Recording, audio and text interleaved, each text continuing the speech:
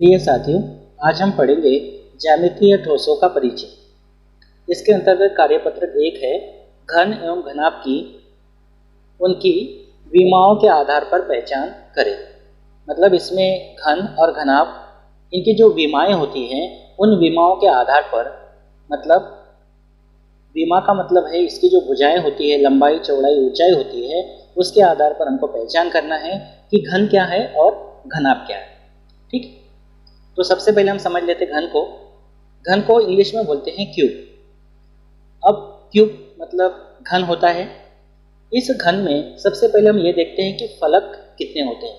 तो ये ऊपरी सतह जो है इसको हम फलक कहते हैं। तो इस तरह से अगर आप इसमें फलक देखेंगे तो एक फलक ये हो गई, दूसरी, तीसरी, चौथी, 4 फलक हो गई। एक इस साइड है और एक इस साइड है। इस तरह से जो घन होता है उसमें फलक होती है 6। ठीक है, ध्यान रखेंगे इस बात को कि जो घन होता है उस घन में फलक कितनी होती है, 6 होती है। अब देखते हैं इसके शीर्ष। ये शीर्ष मतलब कोने, तो 1 2 3 4 शीर्ष हो गए, 5 6 7 और ये 8। तो इसमें जो शीर्ष होते हैं वो होते हैं 8, फलक होते हैं 6, शीर्ष होते हैं 8। अब देखते हैं किनारे। तो किनारे मतलब ये इस तरह के जो आप देख रहे हैं, किनारा 1 2 3 4 5 6 7 8 और 4 नीचे है, 9 10 11 और 12। तो इस तरह से आप समझ सकते हैं कि जो घन होते हैं उस घन में 6 फलक होते हैं, 8 शीर्ष होते हैं, इसको शीर्ष बोलते हैं, 8 शीर्ष होते हैं और 12 होते हैं किनारे। अब ये कहना चाहिए कि त्रिविमीय आकृति होती है जिसको इंग्लिश में बोलते हैं 3 डायमेंशनल। अब इसको पेपर पे बनाना तो कठिन है। क्यों? क्योंकि पेपर हमारा 2 डायमेंशनल है, द्विविमीय है, और ये आकृति त्रिविमीय है, इसलिए इसको पेपर पे बनाना कठिन है। लेकिन फिर भी हम इसको पेपर में बनाने की कोशिश करते हैं। अब एक बात और समझ लेना है, ये जो घन बना है ये बना है वर्ग से। वर्ग का मतलब क्या होता है? जिसकी सभी भुजाएं समान होती है। देखो, ये वाली, ये और ये चारों भुजाएं समान होंगी तो इसको कहेंगे हम वर्ग। और ऐसे बहुत सारे वर्ग जब एक के ऊपर एक के ऊपर एक रखेंगे तो इस तरह से जो मोटाई आपको मिलेगी ये कहलाएगा आपका घन। ये भी बात ध्यान रखना है, जो घन होता है, घन के जो भुजाएं हैं या जो घन के किनारे हैं, ये घन के किनारे समान होते हैं। अगर हम किसी एक शीर्ष की बात करें, तो इस तरह से अगर आप देखें शीर्ष को, ये एक्स अक्ष है, इसको बोलते हैं एक्स अक्ष, ये है वाई अक्ष और ये होता है जेड अक्ष। ठीक है, कहीं पर भी ले लो आप, अगर ऐसा पकड़ लेते हैं तो एक्स अक्ष, वाई अक्ष, जेड अक्ष, और सभी लंबाई आपस में कैसी होती है? बराबर होती है। ये ध्यान आपको रखना है। देखो, इसको पेपर पे हम बनाते हैं तो हमने क्या कहा कि घन जो होता है ये ऊपर से वर्ग के आकार का दिखता है जिसकी चारों भुजाएं समान हैं। तो हम इस तरह से एक वर्ग बना लेते हैं। पेपर पे बनाना इसको कठिन है, ये ध्यान रखना आपको। 3 डायमेंशनल है हमारा पेपर, जो है 2 डायमेंशनल होता है। तो ये इस तरह से बना लेते हैं वर्ग जिसकी चारों भुजाएं समान हैं, और एक वर्ग इस तरह से बना देते हैं और इनको मिला देते हैं। तो इस तरह से ये जो बना है ये आपका आकृति यहाँ नहीं समझ में आती, अच्छे से समझना है तो ये आपको ये जो आकृति दिखाई दे रही है इसी से आप अच्छे से समझ सकते हो। अब ये आकृति है घन की, और इस घन के जो फलक इंग्लिश में क्या बोलते हैं? क्यूब। ठीक है, इसके फलक कितने हैं वो हमने समझा। इसके फलक है 6। शीर्ष कितने हैं? शीर्ष है 8, और किनारे कितने हैं? 12।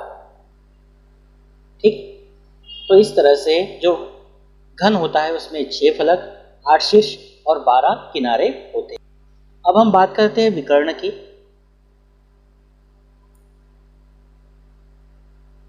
विकर्ण का मतलब है जैसे ये शीर्ष है, इसके अपोजिट साइड में शीर्ष कौन सा होगा? ये। अगर इसकी तुलना आप एक कमरे से करो, ये अगर कमरा है तो जो कमरा होता है उसमें आप देखेंगे 4 कोने ऊपर रहते हैं और 4 कोने नीचे रहते हैं। तो कमरे का नीचे वाला कोना, जैसे ये कमरे का नीचे वाला कोना है और ये ऊपर वाला कोना, जब इससे मिलेगा तो ये बनेगा विकर्ण। तो यहाँ से इस पॉइंट से इस पॉइंट में एक विकर्ण होगा, इस पॉइंट से इस पॉइंट में एक विकर्ण होगा। ठीक है, आप कमरे में आड़ा ऐसा बांस भी रख सकते हैं, बम्बू भी रख सकते हैं। तो ये यहाँ से यहाँ एक विकर्ण होगा, 2 विकर्ण हो गए।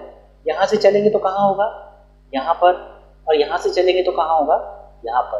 तो इस तरह से देखा जाए तो जो घन होता है उसमें विकर्ण होते हैं 4। विकर्ण कितने होते हैं, 4। और ये जो किनारे हैं, किनारे की लंबाई होती है कम, और जो विकर्ण होता है उसकी लंबाई होती है किनारे से ज़्यादा। ये ध्यान रखना है आपको। तो इस तरह की आकृति को आपने समझ लिया। अब एक दूसरी आकृति होती है जिसको कहते हैं क्यूबॉइड। क्यूबॉइड या इसी को हिंदी में कहते हैं घनाभ। ठीक है, अब यहाँ पे जो ऊपरी भाग देख रहे हैं ये आयताकार है। ये कैसा है, आयताकार है, आयत के आकार का है। आयत किसको कहते हैं, जिसमें आमने सामने की भुजाएं समान होती है, चारों भुजाएं समान नहीं होती। ठीक, जैसे अगर इसकी बात करें तो इसमें प्रत्येक जो कोर है वो समान है। कोर कहो या किनारा कहो, प्रत्येक कोर जो है वो समान है। मतलब जितनी कोर ये होगी उतनी ही कोर ये भी होगी, उतनी ही कोर ये भी होगी। मतलब प्रत्येक कोर यहाँ पर कैसी है, समान है। ठीक है, ये घन के बारे में बात हो गई। अब घनाभ के बारे में हम जो बात कर रहे हैं, जो घन होता है वो बनता है वर्ग से, और जो घनाभ होता है वो आयत से बनता है। आयत मैंने आपको बताया जिसमें आमने सामने की भुजाएं समान होती है। तो इस तरह से ये आकृति है किसकी, घनाभ की। इसको हम अगर पेपर में बनाना चाहे तो कैसे बनाएंगे, पेपर में बनाना तो कठिन है, लेकिन फिर भी एक आयत बना लेते हैं। देखो, आमने सामने की भुजाएं समान है, चारों भुजाएं समान नहीं है, और दूसरा इस तरह से बना लेते हैं। और ये जो किनारे शीर्ष है इसको मिला लेते हैं। तो ये आकृति बन गई घनाभ की, या इसी को हम कहेंगे क्यूबॉइड। ठीक है, अब जैसे इसमें फलक, शीर्ष और कोर है, वैसे इसमें भी फलक, शीर्ष और कोर समान ही होंगे। सिर्फ अंतर काय का है, अंतर आकृति का है। बाकी अगर आप देखेंगे घनाभ में तो इसमें भी 6 फलक हैं, 1, नीचे का 2, आजू बाजू के 2 4, और इस साइड का 2 6। तो इसमें जो फलक है इसमें भी उतने ही होंगे, 6 फलक। शीर्ष इसमें कितने होंगे, शीर्ष इसमें भी 8 ही होंगे, 1 2 3 4 5 6 7 और 8। और जो कोर है ये कितने हैं, 12। और विकर्ण इसमें भी 4 ही होंगे। मतलब दोनों में समानता देखने को मिलेगी।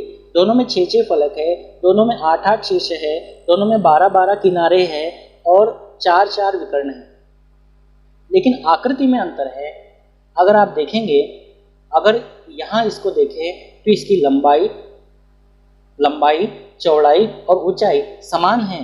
लेकिन यहाँ पर अगर आप देखेंगे तो इसकी लंबाई, चौड़ाई और ऊंचाई अलग अलग है। तीनों में से 2 समान हो, तीसरा अलग हो, तो भी वो घनाभ कहलाएगा। अगर ये और ये समान भी है और तीसरा समान नहीं है तो उसको हम घनाभ कहेंगे। मतलब ये है कि उसकी जो लंबाइयाँ है, तीनों लंबाइयाँ अगर समान रहती हैं, जैसे ये और ये, लंबाई, चौड़ाई और ऊंचाई अगर समान है तो उसको कहेंगे घन।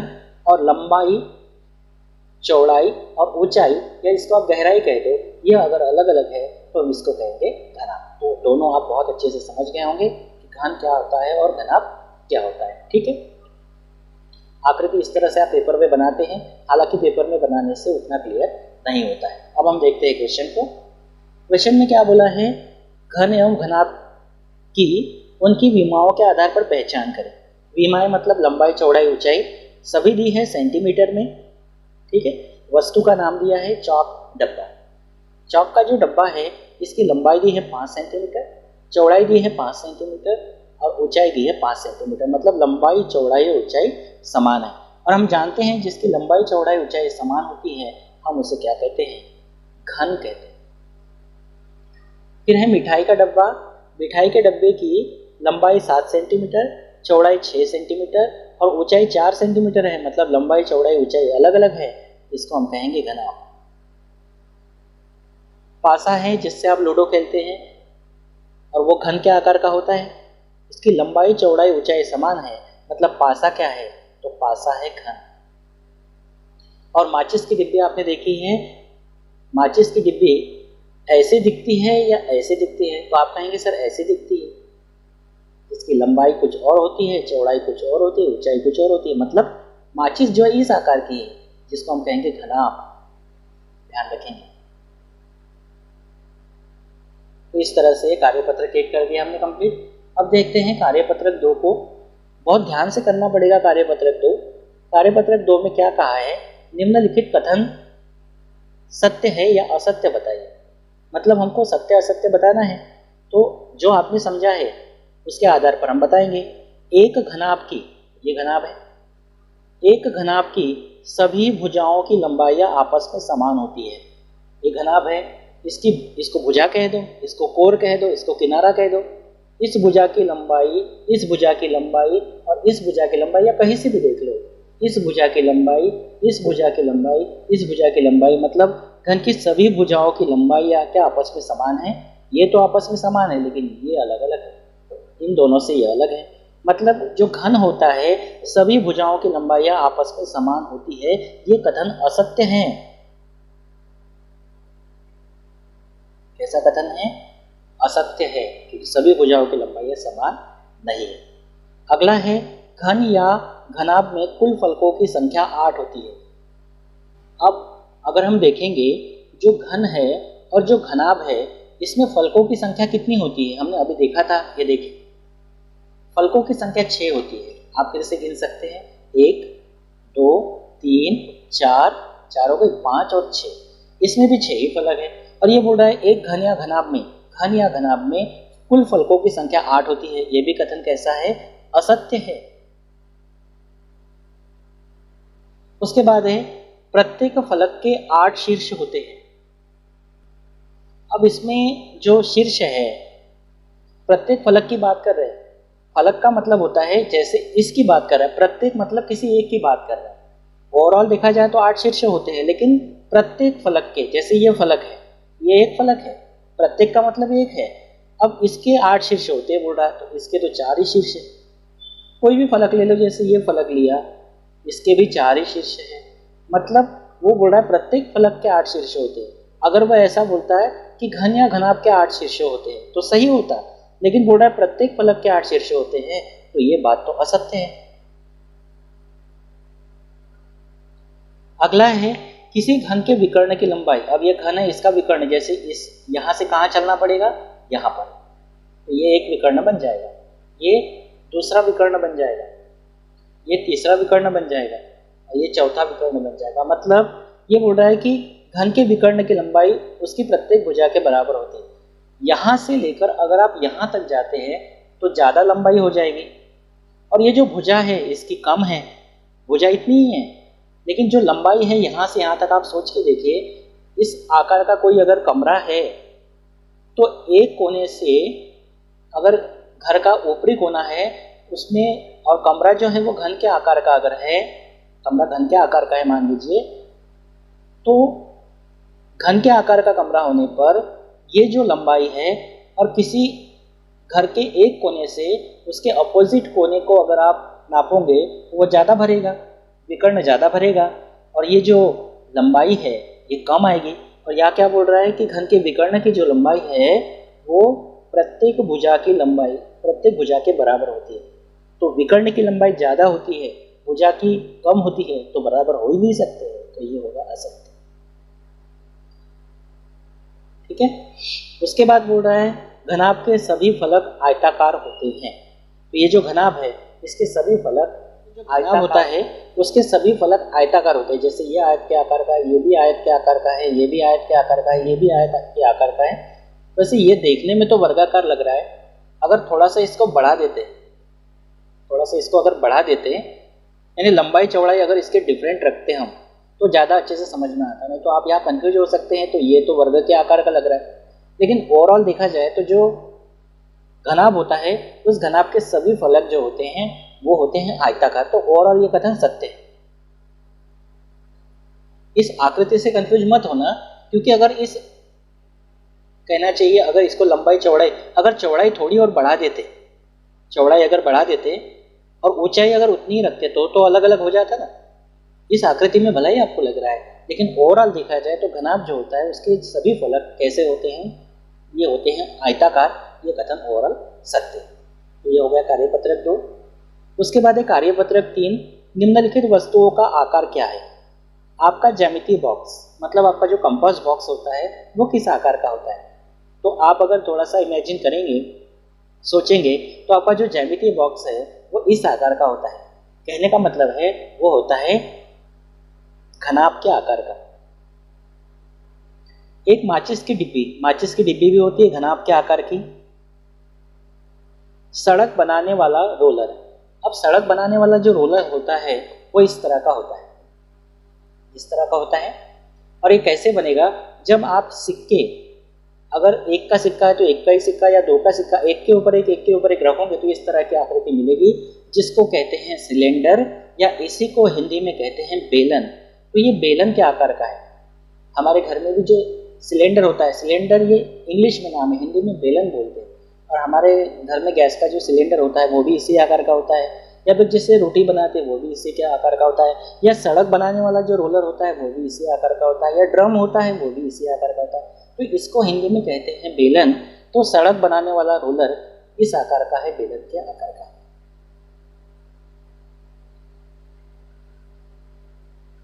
और बेलन जो होता है ये इस तरह से अगर आप देखेंगे तो ये वृत्ताकार है, और कहीं ना कहीं यहाँ अगर इसका पॉइंट होगा तो केंद्र से लेकर ये पूरी परिधि होगी तो ये होगी दूरी। केंद्र से लेकर परिधि तक की दूरी को कहेंगे त्रिज्या। केंद्र से परिधि तक की दूरी त्रिज्या। और यहाँ से आप नीचे यहाँ बीचों बीच में आएंगे बराबर, ऊपर से बिल्कुल जस्ट ऐसा यहाँ नीचे तक आएंगे तो ये कहलाती है बेलन की ऊंचाई। ये कहलाती है बिल्कुल यहाँ से बिल्कुल एकदम सेंटर पॉइंट से नीचे के सेंटर पॉइंट तक, ये कहलाती है बेलन की ऊंचाई। ये ध्यान रखना है, सड़क बनाने वाला रोलर जो है बेलन के आकार का होता है। एक लड्डू को आपने देखा है इस आकार का होता है, लड्डू इस आकार का होता है। और ये है गोला, ये क्या है? गोला है। और इसी को अगर आधा काट दे तो ये हो जाएगा अर्धगोला। ये हो गया अर्धगोला, हाफ स्पेयर। ये पूर्ण गोला इसको कहेंगे स्पेयर, और इसको कहेंगे हाफ स्पेयर। तो जो लड्डू होता है वो कौन से आकार का होता है? गोले के आकार का होता है, गोला। उसके बाद आता है एक आइसक्रीम का कोन। आइसक्रीम का कोन कहो या जोकर की टोपी कहो, वो इस आकार की होती है। ये है शंकु, जिसको हिंदी में कहते हैं कोन, जिसको हिंदी में इंग्लिश में कहते हैं कोन और हिंदी में कहते हैं शंकु। तो ये शंकु के आकार का है, ठीक है। एक आइसक्रीम का कोन, तो ये आइसक्रीम जो या मेहंदी का जो कोन होता है या आइसक्रीम का जो कोन होता है या जोकर की जो टोपी होती है वो इस आकार की होती है। तो ये क्या है? शंकु है। तो पूछा है एक आइसक्रीम का कोन, तो आइसक्रीम का कोन जो इस आकार का होता है और इसको कहते हैं हिंदी में शंकु। तो ये शंकु के आकार का होगा।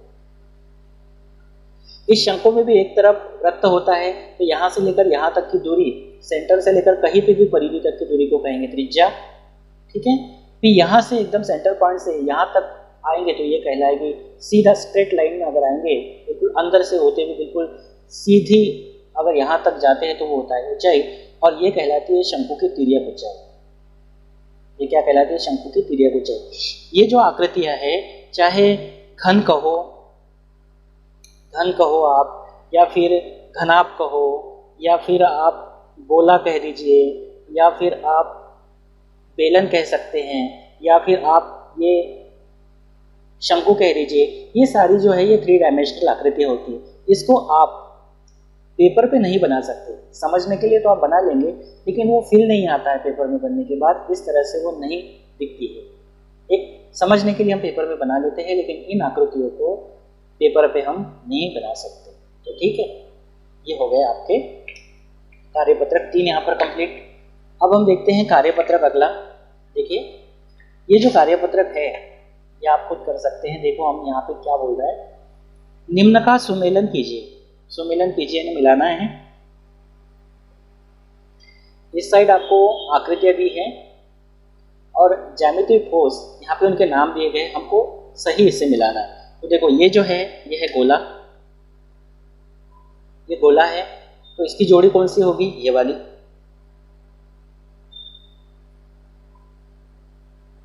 ये हो गया गोला, इसको इंग्लिश में बोलते हैं स्फीयर। ठीक है, उसके बाद ये है ये वाली आकृति घन, ये होगी, इसी को इंग्लिश में कहते हैं क्यूब। उसके बाद तीसरी आकृति है ये वाली बेलन, बेलन को इंग्लिश में बोलते हैं सिलेंडर,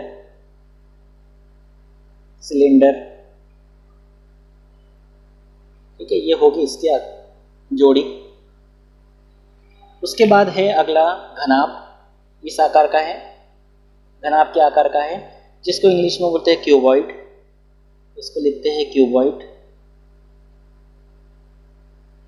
ये है, और लास्ट है ये वाला, इस तरह से दिख रहा है, ये शंकु के आकार का है, जैसे आइसक्रीम का कोन होता है, मेहंदी का कोन होता है ये, तो इसको कहते हैं कोन, इंग्लिश में कोन कहते हैं। तो इसकी जोड़ी ये बने, आप स्केल से अच्छी तरह से खींचेंगे। ठीक है, तो इस तरह से ये चौथा कार्यपत्रक भी हमने कर दिया कंप्लीट। अब जाते हैं हम अधिगम परीक्षण। अधिगम परीक्षण ये ऐसा है कि आपको इसको खुद करके देखना है, और फिर अगर नहीं बनता है तो आपको इसको देखना है। तो अधिगम परीक्षण, जिसको इंग्लिश में कहेंगे लर्निंग टेस्ट, इसमें देखो क्या क्या बोला है। घन एक ऐसी ठोस आकृति है जिसमें सभी किनारे बराबर लंबाई के होते हैं, और हम जानते हैं कि जो घन है उसके सभी किनारे या सभी कोर कैसे होते हैं, या सभी भुजाएं बराबर लंबाई की होती है, ये इसमें बता दिया है। इसके फलक होते हैं, कितने फलक हैं इसके, 6 फलक होते हैं। इसके किनारे होते हैं, किनारे होते हैं 12। इसके शीर्ष होते हैं, शीर्ष कितने होते हैं, 8। इसके सभी फलक, इसके सभी फलक होते हैं वर्गाकार, यानी वर्ग के आकार के होते हैं। ठीक है, उसके बाद अगला क्वेश्चन है, अपने दैनिक जीवन में उपयोग होने वाली चीज़ों के 2 उदाहरण दीजिए। अब शंकु को आप कहाँ देख सकते हैं, तो शंकु मेहंदी का जो कोन होता है, मेहंदी का कोन, या फिर आइसक्रीम,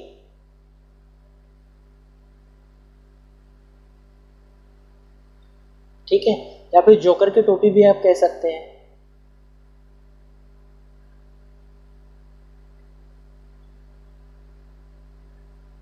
गोला, गोले का उदाहरण क्या है, लड्डू, या फिर आप इसमें और ले सकते हैं। अब देखिए ये जो है थोड़ा कनेक्शन लूज हो गया था, इसलिए वो आवाज़ अच्छी रिकॉर्ड नहीं हो पाई। तो यहाँ से मैं आपको बता रहा था कि गोले का उदाहरण और क्या हो सकता है, फुटबॉल हो सकता है। साथ ही साथ एक बात और बता दूं कि जो घन की बात यहाँ पर हो रही है, इसके सभी फलक वर्गाकार लिखा तो भी सही है और समान लिखा तो भी चलेगा। फिर है घन का उदाहरण, तो घन का उदाहरण एक पासा होता है और एक चौक का डिब्बा, जो आपका यहाँ दिया है, जिसकी लंबाई चौड़ाई ऊंचाई 5-5 सेंटीमीटर दी है, तो चौक का डिब्बा यानी चौक डिब्बा भी यहाँ पे हो सकता है। बेलन के उदाहरण क्या क्या देखने को मिलता है, जैसे रोलर है जिससे सड़क बनाते हैं, सिलेंडर है, ड्रम है, या पाइप होता है, ये सब होते हैं बेलन के उदाहरण। अब अगले क्वेश्चन में बोला गया है, नीचे दिए गए ठोस ज्यामितीय आकृतियों का चित्रण करें। कागज पे बनाना है, कागज पे बना पाना कठिन काम है, ये ठोस आकृतियाँ होती हैं। तो इसके लिए क्या करते हैं, एक वर्ग बना लेते हैं, ये इस तरह से, जिसकी चारों भुजाएं समान हैं। ये देखिए यहाँ पे मैंने बराबर 2-2 सेंटीमीटर लिया है, देखो 2 सेंटीमीटर, ये भी 2 सेंटीमीटर, ये भी 2 सेंटीमीटर, और ये भी 2 सेंटीमीटर। तो एक वर्ग ले लिया, ये चारों भुजाएं समान बनाना है वर्ग का मतलब। दूसरा वर्ग यहाँ बना लिया हमने, ये देखो उतना ही लिया, 2 सेंटीमीटर, ये भी 2 सेंटीमीटर, ये भी 2 सेंटीमीटर है बराबर, और ये भी 2 सेंटीमीटर। तो हमने क्या किया, 2 वर्ग बना लिया, एक वर्ग ये वाला बनाया, एक वर्ग ऐसा बनाया, और इसके शीर्षों को मिला दिया, इसको इसको इसको और इसको मिला दिया। इस तरह से जो आकृति बनी है, ये बनी है घन की। थोड़ा सा इमेजिन करो तो ऐसे उभरी हुई दिखाई देता है, जैसे जैसे यहाँ पे इसमें ऐसा लगता है कि यहाँ पे हम कुछ डाल सकते हैं। यहाँ पे पेन डाल देते हैं। ठीक है, दिख रहा है बराबर इस तरह से। तो ये इमेजिनेशन के ऊपर है। दूसरा है बेलन। तो बेलन जो होता है, दो लाइन हमने इस तरह से खींच ली और एक वृत्ताकार भाग यहाँ और एक वृत्ताकार भाग यहाँ दिखा दिया। हालांकि ये जो है इसको कागज पे बनाना बड़ा कठिन है, क्योंकि ये वृत्ताकार भाग एक्चुअल में ऐसा है, यहाँ नहीं समझ में आ रहा होगा। उसी प्रकार नीचे का भाग ये इस तरह का है, यहाँ नहीं समझ में आ रहा होगा। और ये जो बनाया है ये कागज पे ऐसा दिख रहा है, लेकिन ये वास्तव में ये है, ये पूरा, ये चारों ओर का भाग जैसे ड्रम होता है उसी प्रकार। तो ये जो केंद्र है, ये परिधि है, यहाँ से यहाँ तक की दूरी कहलाती है त्रिज्या। तो इसकी एक त्रिज्या यहाँ दर्शा दी, एक त्रिज्या यहाँ दर्शा दी, और यहाँ से यहाँ तक, इस सेंटर से इस सेंटर तक हम जाएंगे सीधा लंबवत, तो ये है इसकी ऊंचाई। तो इस तरह से ये बेलन को हमने यहाँ पर बना दिया। तो यहाँ पर हमारा ज्यामितीय ठोसों का परिचय के अंतर्गत चारों कार्यपत्रक और अधिगम परीक्षण पूर्ण हो गया है। फिर हम अगले वीडियोस को लेकर आएंगे जल्दी। अगर आप मेरे चैनल पर पहली बार आए हैं तो चैनल को सब्सक्राइब कर लीजिए, बेल आइकन को प्रेस कर लीजिए। Thank you.